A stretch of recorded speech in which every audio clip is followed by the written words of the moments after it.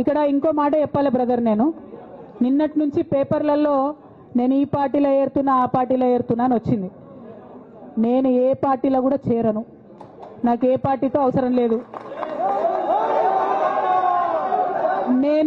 నేను ఫ్యూచర్లో ఏం చేయాలనే విషయం జాగృతి కార్యకర్తలతోని, తెలంగాణ మేధావులతోని, బీసీ బిడ్డలతోని, సామాజిక తెలంగాణ కోసం పనిచేసేటటువంటి అన్ని వర్గాల ప్రజలతోని అందరితోని మాట్లాడిన తర్వాత నిర్ణయం తీసుకుంటా, కానీ తొందరపడి నిర్ణయం తీసుకునే అవసరం నాకు లేదు.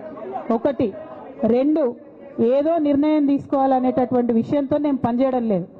జరిగినటువంటి పరిణామాలను ఒక్కొక్కటిగా ఎదుర్కొంటూ వస్తున్నాను.